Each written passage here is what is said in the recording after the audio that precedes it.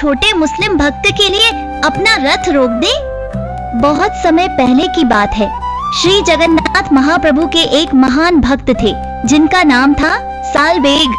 सालबेग की माँ एक बहुत ही पवित्र महिला थी, लेकिन दुर्भाग्य से एक बार एक निष्ठुर व्यक्ति जिसका नाम कालबेग था, जो अलग धर्म का था, उन्हें जबरदस्ती उठाकर ले गया और उनसे विवाह कर लिया।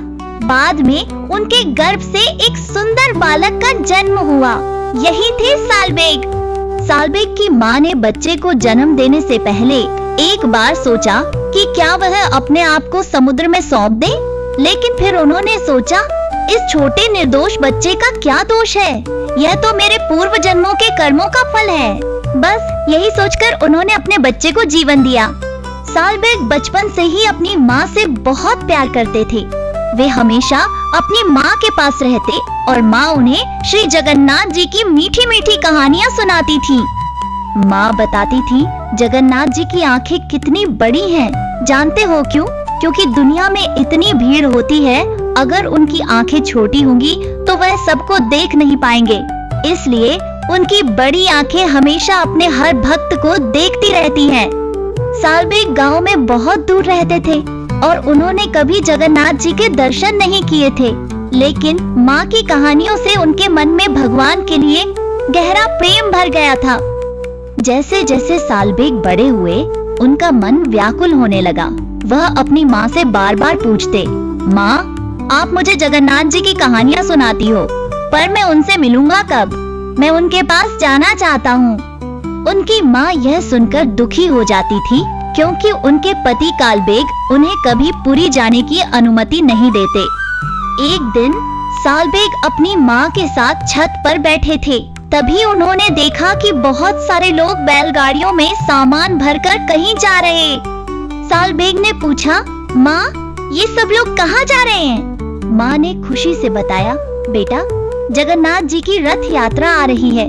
जगन्नाथ जी, बलभद्र जी और सुभद्रा जी तीनों रथों पर विराजमान होकर अपने मंदिर से बाहर आते हैं, ताकि दुनिया के सब लोगों को दर्शन दे सके। खासकर उन्हें जो मंदिर के अंदर नहीं जा सकते, वे 2-3 दिन रथ में यात्रा करके गुंडीचा मंदिर पहुंचते हैं।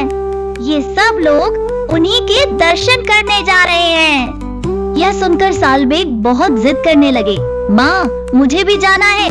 मुझे उनकी रसोई, उनका मंदिर, उनकी माला, सब कुछ देखना है। आपने इतनी कहानियाँ सुनाई हैं, अब मुझे उन्हें अपनी आंखों से देखना है। माँ ने सालबेग को समझाया, बेटा, मेरे चाहने से तू जगन्नाथ जी को नहीं देख पाएगा। तू उनसे प्रार्थना कर, पुकार कि वह तुझे अपना दर्शन दें। सालबेग ने उस दिशा में देखा जहाँ श्री जगन्नाथ पुरी थी। उनका हृदय प्रेम और दुख से भर गया।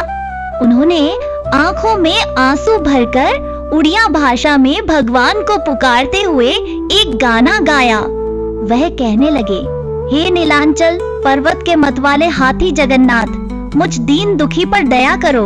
उन्होंने जगन्नाथ जी को मतवाला हाथी कहा, क्योंकि जब भगवान मंदिर से उतरकर रथ पर आते हैं तो उनकी चाल एक मस्त हाथी जैसी होती है। वह रोते हुए बोले, हे नाथ, क्या आप इसलिए मुझ पर कृपा नहीं करेंगे क्योंकि मैं एक अलग जाति के पिता का बेटा हूँ?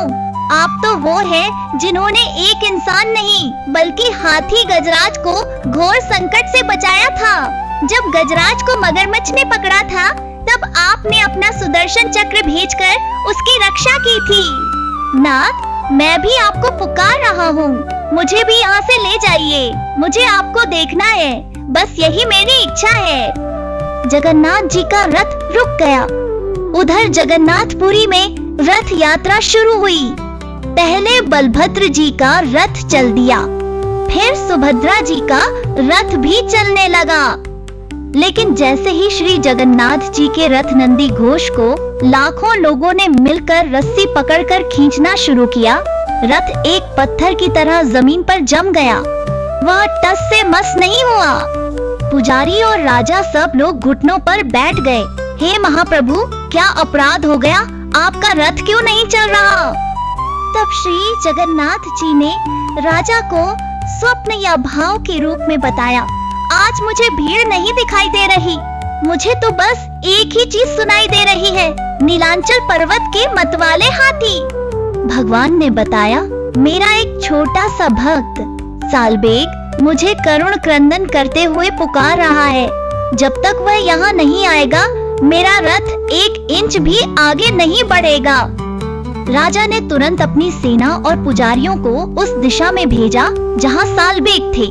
भगवान के बुलावा आने पर सालबेग इतने भावुक हो गए कि वह अपनी माँ से लिपट लिपट कर रोए।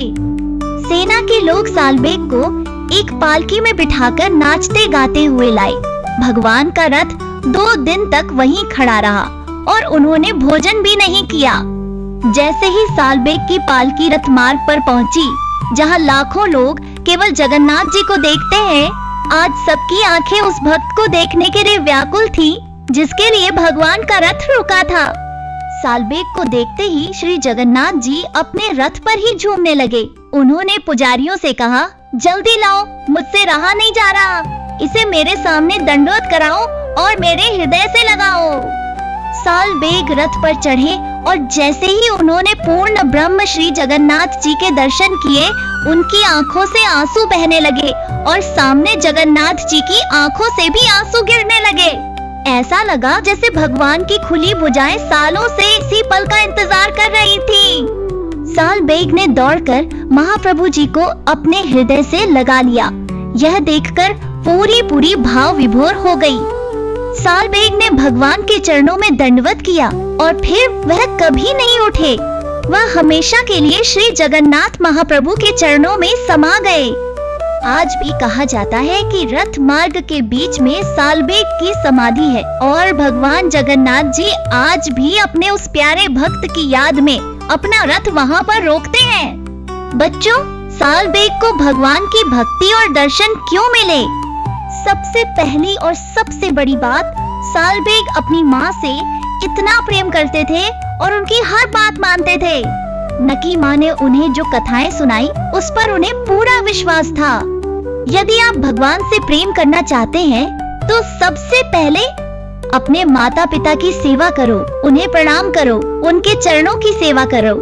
जो बालक अपने माता पिता के चरणों में भगवान को नहीं देखता, उसे भगवान कभी नहीं मिलते। माता पिता का आशीर्वाद ही भगवान की भक्ति का पहला दरवाजा है।